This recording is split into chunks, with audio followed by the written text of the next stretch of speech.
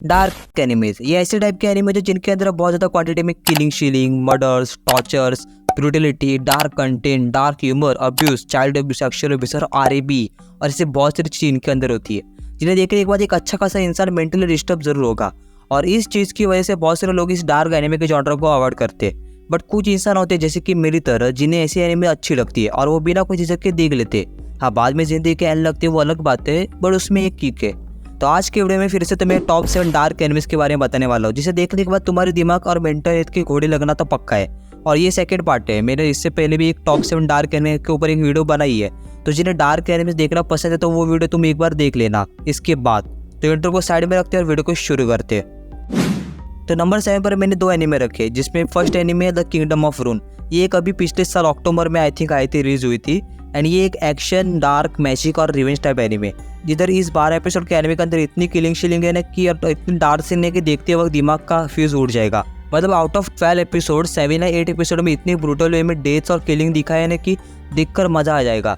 And जब इस anime के प्लॉट ट्विस्ट आते हैं ना तब स्टोरी ऐसा टर्न लेती है ना कि जिसे देखने के बाद दिमाग का डोपामिन इतना हाई हो जाता है ना कि जितना हेंटाई के प्लॉट देखते वक्त भी नहीं होता। अगर स्टोरी के बारे में बात करें तो इनके वर्ल्ड में ह्यूमंस और विचेस एक साथ रह रहे होते, जिधर विचेस एविल ना होकर वो इंसानों के सदियों से हेल्प करती आ रही होती है। उनके डेवलपमेंट के लिए उनके तरक्की के लिए अपने मैजिक की मदद से उनको सदियों से हेल्प करती आ रही है। And humans and witches peacefully रह रहे होते हैं। बट कहते हैं ना कि ह्यूमंस एक ऐसी स्पीसीज है जो पावर और सेल्फिशनेस के लिए सब कुछ डिस्ट्रॉय कर सकती है, और वैसे ही इधर भी होता है। अब इंसानों ने इतनी हाईटेक टेक्नोलॉजी बिल्ड की है कि अब विचेस की और उनके मैजिक की उन्हें कोई ज़रूरत नहीं है। एंड वो विचेस के साथ जो रिलेशनशिप सदियों से चलता आ रहा था वो उसे कट करते थे। और इधर भी इंसान नहीं रुकते, वो सारे विचेस को किल करते फॉर नो रीज़न। एक तरीके से वो विच हंट करते। एंड उस किंगडम का जो किंग रहता है वो लोगों को इतना ऐसा मैनिपुलेट करता है कि like instead of telling truth वो कहते हैं कि विचेस हमारे ऊपर सदियों से राज करती आ रही है, अपने मैजिक की मदद से हमें गुलाम बना के रखा था इतने सदियों से। एंड उधर के लोग भी फॉर नो रीज़न विचेस को इतना हेट करते हैं ना कि जो भी विच दिखी उन्हें वो मार डालते हैं। तो फिर वो विच एक 4 साल की लड़की क्यों ना हो, एंड उन्हें मारकर वो एक लकड़ी पर उन्हें टांग देते एज ए एग्जाम्पल दिखाने के लिए। तो अब इधर अपने स्टोरी का मेन कैरेक्टर जो कि 12 साल का एक लड़का है वो एक विच के साथ ट्रैवल कर रहा होता है। उसी विच ने उससे बड़ा किया होता है, उसका ध्यान रखा था एवं उसे मैजिक भी सिखाया जाता है। एंड वो एक लेजेंडरी विच रहती है जिसे सारे विच एडमायर करते सम्मान करते।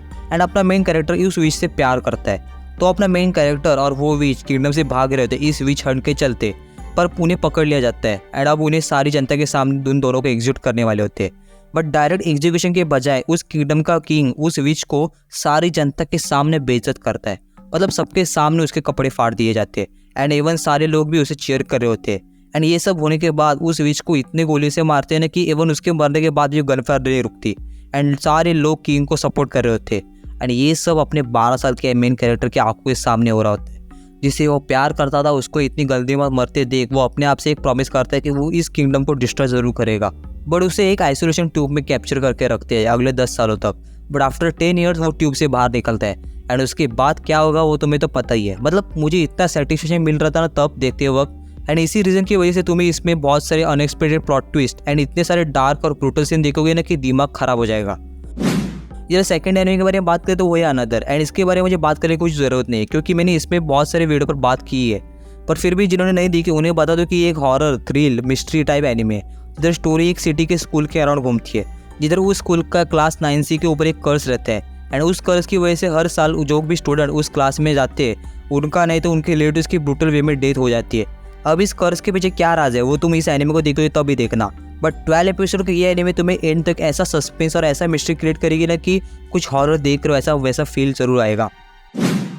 नंबर 6 पर जो एनिमे आती है वो है डार्क गैदरिंग। एंड ये एक हॉरर प्लस डार्क एनिमे। जिधर इसके हॉरर के बारे में बात करें तो मुझे ज़्यादा इतनी हॉरर नहीं लगी।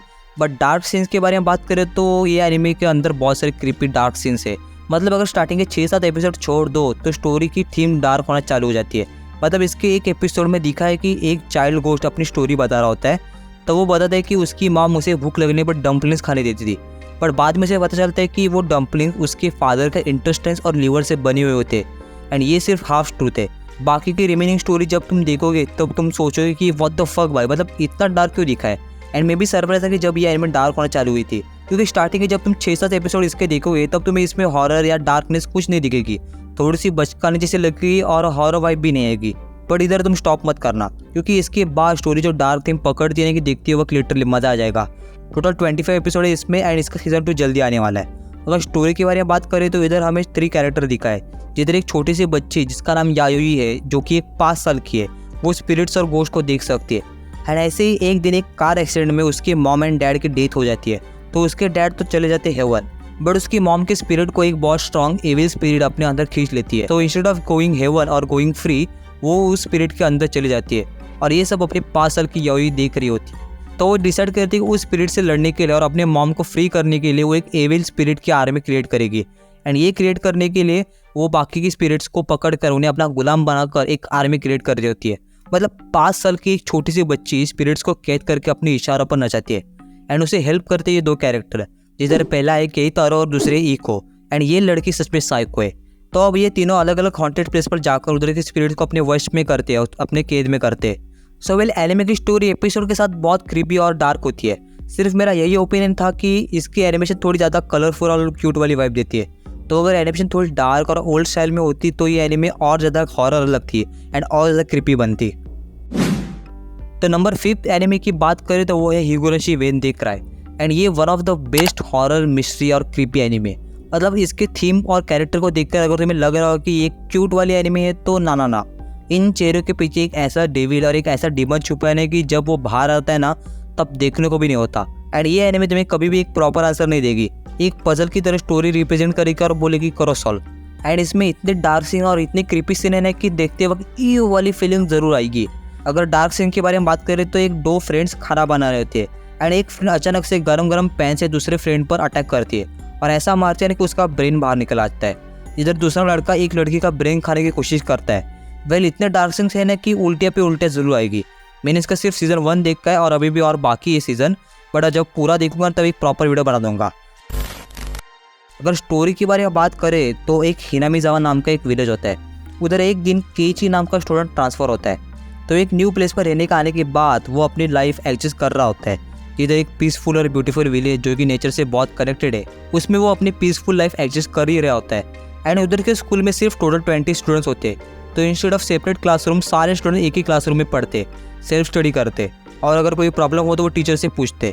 तो वैसे केइची जो कि एक न्यू ट्रांसफर स्टूडेंट है, उसका इन 4 लड़कियों के साथ फ्रेंडशिप होती है जिनके नाम रिका, साताको, मियोन और रेना होते हैं। तो इनके बीच में एक स्ट्रॉन्ग फ्रेंडशिप क्रिएट होती है। बट इस पीसफुल विलेज में बहुत सारे मिस्ट्रीज और गहरे राज छुपे हुए हैं। इस विलेज का एक डार्क पास्ट है जो कि कोई बात करना नहीं चाहता। तो जब इन सब के बारे में केइची को पता चलता है तो वो इसके बारे में और जाने की कोशिश करता है। इधर पास में इधर डैम बनने वाला था पर बाद में वो प्रोजेक्ट रिजेक्ट हो गया। एंड तब उधर के डैम कस्टर के 6 मेंबर अचानक से गायब होते हैं, जिधर उनके बॉडी के टुकड़े टुकड़े करके छुपा दिए जाते हैं और कुछ टुकड़े मिल जाते हैं और कुछ टुकड़े नहीं मिलते। उसके साथ इधर के लोग ओइशिरो सामा के नाम के गॉड को वर्शिप करते और कॉटन कैंडी फेस्टिवल इस विलेज का एक मेन फेस्टिवल है। पर उस डैम इंसिडेंट के बाद हर कॉटन कैंडी फेस्टिवल पर एक कोई ना कोई पर्सन मर जाता है और एक गायब होता है। लोग इसे ओइशिरो सामा का कर्ज कहते हैं। जब केइची जैसे जैसे और ज़्यादा इन्वेस्टिगेशन करता है तो वो उसके फ्रेंड्स को पसंद नहीं आते, क्योंकि उन सारे इंसिडेंट से उसके फ्रेंड्स का कुछ कनेक्शन ज़रूर होता है, कुछ डार्क पास्ट जो रिवील नहीं होना चाहिए। तो वो फ्रेंड्स केइची को थ्रेट और किल करना चाहते हैं। मतलब कुछ टाइम पहले क्यूट से दिखने वाली ये लड़कियाँ इतनी क्रीपी दिखती है कि बोलो ही मत। एंड इस एनिमे में तुम्हें अलग अलग टाइमलाइन देखने को मिलेगी। मतलब it's really fully mess up and इतने क्रीपी सीन्स है कि आगे आगे यू कांट इमेजिन। मतलब तुम सोचो कि what's wrong with this anime. Starting में क्यूट सीन दिखाकर जो ब्रूटल वे में एपिसोड एंड करते हैं ना, मतलब दिमाग का संतुलन पूरा हिल जाएगा। अगर तुम 18+ नहीं हो तो इस एनिमे को ना ही देखो। मैंने सिर्फ सीजन 1 देखा है बट इट्स रियली क्रीपी। मैं इस पर एक प्रॉपर वीडियो बनाऊंगा आफ्टर दिस वीडियो, अगर तब तक वीडियो एनिमे खत्म हुई तो, नहीं तो पूरा देखने के बाद बना दूंगा। तो नंबर 4 पर एक एनिमे मूवी आती है जो कि dark psychological thrill based anime. And ये मूवी कुछ कंटेंट बैन भी है और पूरी मूवी ऐसी डार्क एंड साइकोलॉजिकल वे में चलती है ना कि जिधर एक टाइम पर हम खुद कंफ्यूज हो जाते हैं कि रियलिटी और इल्यूजन के बीच में। अगर स्टोरी के बारे में बात करें तो हमें इधर एक जापानीज पॉप आइडल की स्टोरी दिखाई है जो कि टोक्यो आई थी एज अ फेमस सिंगर बनने के लिए, एंड वो बनती भी है।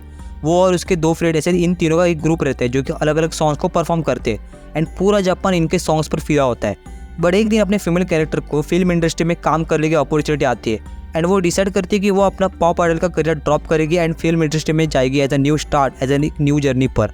बट उसके बहुत सारे फैंस को ये चीज़ पसंद नहीं आती एंड बहुत सारे फैन नाराज़ भी होते। तो वो चले तो जाती है फिल्म इंडस्ट्री में, but as a new female actress को फिल्म इंडस्ट्री में स्टार्टिंग में कैसे सीन और कैसे शूट देने पड़ते हो तुम्हें तो पता ही होगा। उन्हें ना चाहते भी वैसे सीन देने पड़ते। तो स्टोरी इधर तक सब कुछ ठीक ठाक चल रही होती है, पर अपने फीमेल कैरेक्टर की लाइफ में एक ऐसा टर्न आता है, एक ऐसा मोड़ आता है ना कि उसकी लाइफ पूरी बदल जाती है। वो ना मेंटली ठीक है और ना फिजिकली। धीरे धीरे वो रियलिटी एंड इल्यूजन के बीच में खो जाती है, एंड उसे देखकर हम खुद कन्फ्यूज हो जाएंगे कि ये रियलिटी है कि ये इल्यूजन है। मतलब लिटरली ये मूवी तुम्हारे दिमाग के साथ ऐसा खेलेगी ना कि देखकर मज़ा आ जाएगा। एंड इसकी एंडिंग इतनी अनएक्सपेक्टेड है ना कि अगर तुम्हें थोड़ी सी हिंट जैसी लग रही होगी कि इसकी एंडिंग तो ऐसी होगी, तो तुम रॉन्ग हो। एंड इसके डार्क होने का रीज़न ये है कि इसमें तुम्हें rape, murder, depression, anxiety, sadness, disturbance, ये सारी चीज़ें देखने को मिलेगी। So definitely watch this movie. Number 3 पर जो एनिमे आती है वो मेरी one of the favourite anime dark and horror genre के अंदर। मतलब अगर तुमने हॉरर जॉनर को थोड़ा बहुत एक्सप्लोर किया होगा तो तुमने जुंजी तो इनका नाम कहीं ना कहीं तो सुना होगा। एंड ये एकलौते ऐसे मांगा आर्टिस्ट है जिन्होंने फैंस को एक one of the best horror मांगा सीरीज प्रोवाइड की है। एंड इनके मांगास इतने हॉरर, वियर्ड, क्रीपी और डार्क कंटेंट से भरे होते हैं ना कि देखने वाले की जीभ जरूर फटेगी। एंड इसी रीज़न की वजह से मैंने इसे नंबर 3 पर रखा है, जुंजी ईतो कलेक्शन। वेल जुंजी ईतो के 2 एनिमे आए हैं अभी तक, एक है जुंजी ईतो कलेक्शन एंड सेकंड है नेटफ्लिक्स ने अडैप्ट की हुई जुंजी ईतो मैनिक। अगर स्टोरी के बारे में बात करें तो इसकी एक पर्टिकुलर स्टोरी नहीं है, मतलब it's a collection of different stories, and इसी वजह से इसे जुंजी ईतो कलेक्शन कहा जाता है। एंड एनिमे के अंदर कुछ स्टोरीज एडप्ट की हुई है। एंड अगर सच में कहूँ तो एनिमे में जो स्टोरीज एडप्ट की है वो ज़्यादा डार्क नहीं है, मतलब कुछ स्टोरीज या सीन्स रियली डार्क, पर कुछ स्टोरीज थोड़ी लाइट डार्क है। पर अगर तुम्हें really dark and horror experience करना है तो जस्ट रीड जुंजी ईतो कलेक्शन मांगा। इसमें टोटल 100+ चैप्टर्स है जिसमें उनकी सारी स्टोरीज इंक्लूड है। डिस्क्रिप्शन में मैं इसकी लिंक दे दूंगा। एंड डार्क सीन के बारे में बात करें तो एनिमे के अंदर तो एक सीन आता है एनिमे के अंदर पिंपल वाला, एंड वो इतना क्रीपी और इतना वियर्ड है ना कि तुम्हें उल्टी ज़रूर आएगी उसे देखते वक्त, एंड दोबारा फिर से देखने की तुम्हारी हिम्मत भी नहीं होगी। बट एनिमे का थीम भी सच में बहुत डार्क है। सिर्फ सेंसरशिप के चलते आई थिंक थोड़ी कम डार्क वाली स्टोरी उठाई है, पर वो भी फाड़ देती है। एंड इनकी एक फेमस मांग है उज़ुकी नाम से, वो मांगे तुम ज़रूर पढ़ लेना। मैंने इस पर एक डिटेल में वीडियो बनाई है, तो अगर जानना चाहते हो तो ऊपर आई बटन पे नहीं तो डिस्क्रिप्शन में लिंक है, तो वो देख लेना आफ्टर दिस वीडियो। अब नंबर 2 एनिमे के बारे में बात करें तो वो है मॉन्स्टर। एंड नो डाउट इसके बारे में तुमने कहीं ना कहीं तो सुना ही होगा। This anime is really dark. मतलब लास्ट टॉप 7 डार्क एनिमेज की वीडियो में मैंने इसे इंक्लूड नहीं किया था, तो कमेंट पर कमेंट आ रहे थे कि भाई तुम मॉन्स्टर को भूल गए क्या। एंड तभी मैंने देखी भी नहीं थी इसलिए मैंने इंक्लूड नहीं किया था। But monster anime one of the best dark psychological thrill, mystery और डिटेक्टिव टाइप एनिमे। मतलब धरती इधर से उधर हो जाए, जमीन फटने लगे और तुम्हारे घर के छप्पर उड़ जाए, ये सब होने से पहले you definitely watch this anime. In simple words, watch this anime before you die. अगर स्टोरी लाइन के बारे में बात करें तो मैं ऊपर से बताता हूँ क्योंकि इसकी स्टोरी बहुत कॉम्प्लेक्स है। तो एक डॉक्टर रहता है जो कि एक वेल नाउन हॉस्पिटल में काम कर रहा होता है। वो एक हाईएस्ट पोजीशन पे रहता है एंड उसने किए हुए सारे ऑपरेशन एक भी फेल नहीं हुए होते। मतलब एक जीनियस और आउटस्टैंडिंग डॉक्टर, उसका करियर और लाइफ सब सेट होते हैं। जिस हॉस्पिटल में काम कर रहा होता है उसी हॉस्पिटल के डायरेक्टर की बेटी के साथ एंगेजमेंट होने वाली होती है उसकी, एंड उसके साथ वो जल्दी उस हॉस्पिटल का हेड भी होने वाला होता है। सब कुछ ठीक ठाक चल रहा होता है। बट एक दिन उसके पास एक केस आती है, एक बच्चे की केस आती है जिसके भेजे में फंसी एक गोली, and this case is very complex. वो उसका ऑपरेशन करना चालू करता है, तो तभी साइमल्टेनियसली सिटी के मेयर का भी एक केस आता है, एंड ऊपर से ऑर्डर आती है कि सब कुछ छोड़कर मेयर के केस पर काम करो, उसको उनका ऑपरेशन करो क्योंकि उसमें ज़्यादा प्रॉफिट है। बट वो अपना ईमान, अपने आइडल्स पर टिका रहता है और वो उस बच्चे का ऑपरेशन करता है। ऑपरेशन तो सक्सेसफुल हो जाता है, बट उसके करियर का डाउनफॉल चालू हो जाता है। उसके बाद उसे सब कुछ छीन लिया जाता है। उसे हेड ऑफ न्यूरोसर्जन से निकाल कर एक ऑर्डिनरी डॉक्टर बनाते, ज़्यादा ऑपरेशन उससे करवाते, एंड उसकी मंगेतर उसकी आंखों के सामने उसे छोड़कर दूसरों को पकड़ती है। मतलब सब कुछ उससे छीन लिया जाता है। बट इन सब के बावजूद उसे एक उम्मीद रहती है कि वो अपने मॉरल्स, अपने आइडल्स पर टिका रहता है। बट जिस बच्चे को उसने बचाया था वो 10 सालों के बाद एक खतरनाक क्रिमिनल बन जाता है जो अंधाधुंध लोगों को मार रहा होता है। एंड डॉक्टर तेनमा, जो उस डॉक्टर का नाम है, वो डिसाइड करते हैं कि वो उसे रोकेगा, जिसे जोहान लिबर्ट या एक नेमलेस मॉन्स्टर्स बोलते हैं। मेरे स्टोरी में तुम्हें हीरो से ज़्यादा विलन ज़्यादा पसंद आएगा, जो कि है जोहान। मतलब ये बंदा जोहान एक ऐसा जीनियस बंदा है कि उसे हिटलर से भी ज़्यादा डेंजरस पता है। वो लोगों को ऐसे मैनिपुलेट करता है कि वो अपने हाथ बिना गंदे किए हुए एक नेशन को ख़त्म कर सकता है, एंड वो हमने एंड में देखा भी। तो इधर डॉक्टर तेनमा अपने आइडल्स पर, अपने मोरल्स पर लास्ट तक टिके रह पाएगी कि नहीं, क्या वो उस नेमलेस मॉन्स्टर को रोक सकेगा कि नहीं। वेल, इसके बारे में बात करने बैठे तो वीडियो लंबी हो जाएगी, पर अगर तुम्हें इस पर वीडियो चाहिए तो कमेंट में स्पैम कर दो मॉन्स्टर लिखकर। अगर 20+ कमेंट्स आए तो मैं ये मॉन्स्टर एनिमे पर ऊपर वीडियो बना दूंगा, एंड ऐसी वीडियो बना के तुम सोच भी नहीं सकते। बट उससे पहले जिन्होंने मॉन्स्टर एनिमे नहीं देखे तो तुम बहुत बड़ी गलती करते हो। You definitely watch this anime. तो नंबर 1 पर जो एनिमे आती है वो इतनी डार्क, इतनी क्रूअल, क्रिपी, डिस्टर्बिंग है ना कि उससे एक्सप्रेस करने के लिए मेरे पास शब्द कम पड़ जाएंगे।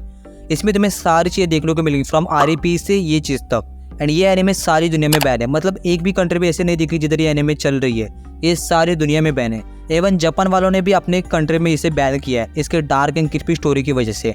सो I am talking about Midori, मतलब AKA शोजो सुबाकी, जिसे हिरोशी अराडा ने डायरेक्ट किया था। And this movie is really fucking one of the dark shit I watch. मतलब एनिमे के अंदर इतने गंदे डार्क और क्रीपी सीन्स है ना कि देखे भी नहीं जाते, और 18+ नहीं हो तो इसे देखना भी मत। अगर स्टोरी के बारे में बात करें तो हमें एक मिडोरी नाम की एक लड़की दिखाई है जो कि फ्लावर्स बेचकर अपना गुजारा कर रही होती है। वो और उसकी बीमार माँ जो कि हमेशा बेड रिडन होती है, ऐसी मुश्किल भरी लाइफ वो मिडोरी जी रही होती है। पर एक दिन फ्लावर्स बेचते वक्त उसे एक जेंटलमैन मिलता है। उसे अपना कार्ड देकर बोलते हैं कि अगर कुछ ज़रूरत हो तो मेरे इस एड्रेस पर आ जाना। पर हर भला इंसान भला नहीं होता। तो कुछ दिनों के बाद जब मिडोरी अपने घर जाती है फ्लावर्स बेचकर, तब वो देखती है कि उसकी मॉम की डेथ हो चुकी होती है एंड वो वैसे लेटे लेटे मर गई होती है। जहाँ चूहों ने उसकी मॉम के बॉडी को चबाना भी शुरू किया होता है एंड वो उसके सारे ऑर्गन्स को चबाना चालू करते हैं। एवं वो उसके सीक्रेट इंटरनल ऑर्गन्स को भी चबाना चालू करते हैं। मतलब तुम जो समझ रहे हो ना, हाँ वो वही है। इतनी ब्रूटल डेथ दिखाई है ना, वो सीन भी इतना एकदम क्लियर दिखा है ना कि ऐसा नहीं कि ब्लर वगैरह दिखा है, नहीं एकदम क्लियर वे में दिखा है। अब अपने मॉम के डेथ के बाद वो चली जाती है इस जेंटलमैन के एड्रेस पर एंड उधर वो सर्कस चला रहा होता है, तो वो उसे उधर काम देता है। एंड वो सर्कस भी थोड़ी वियर्ड सी होती है, मतलब उधर के जो लोग हैं वो ऐसा एक्ट परफॉर्म करते हैं ना कि वो इतनी क्रीपी और डिस्टर्बिंग होते हैं ना कि तुम इसे सर्कस ना कहकर एक हेल्प कर सकते हो। एंड जब मिडोरी उधर सर्कस में जाती है तब पहले दिन उस सर्कस के मेंबर उसका RAPE करते हैं। उसके बाद रोज़ वो सर्कस के मेंबर्स और ओनर मिडोरी को फिजिकल और मेंटली टॉर्चर और अब्यूज़ करते रहते हैं। उसके साथ उस पर ये स्क्रीन पर जो शब्द दिख रहे हैं ना, ये सारी चीज़ें होती रहती है। और इतने पर ये लोग नहीं रुकते, वो रोज़ उसे ऐसी ऐसी चीज़ें खिलाते हैं कि उसे ऐसा टॉर्चर करते हैं कि उसकी लाइफ हेल्थ से भी बदतर हो जाती है। एंड इन सारे रीज़न की वजह से this anime is really one of the most dark anime ever. इसमें जो दिखा है ना, मतलब तो यू कांट इमेजिन। मैंने इस पर एक डिटेल में वीडियो बना के रखी है, डिस्क्रिप्शन में लिंक दे दूंगा, वो चेक ज़रूर करना अगर डिटेल में जानना है तो। बट अगर तुम डार्क एनिमे के फैंस हो तो ये एनिमे तुम कभी ना कभी तो देखो, बट अपने रिस्क पर, 18+ हो तो, क्योंकि this anime is really fucking disturbing. तो बस अभी के लिए बस इतना। और वीडियो कट करने से पहले अगर टॉप 7 डार्क एनिमेस का पार्ट 1 देखना चाहते हो तो लेफ्ट वाले वीडियो पर क्लिक करो, और अगर टॉप 10 अंडररेटेड या कॉमेडी एनिमेस देखना चाहते हो तो राइट वाले प्लेलिस्ट पर क्लिक करो। एंड सब्सक्राइब करना मत भूलना, like the video and share ज़रूर करना बाकियों को। तो मिलते हैं एक नई वीडियो के साथ, तभी के लिए सायोनारा।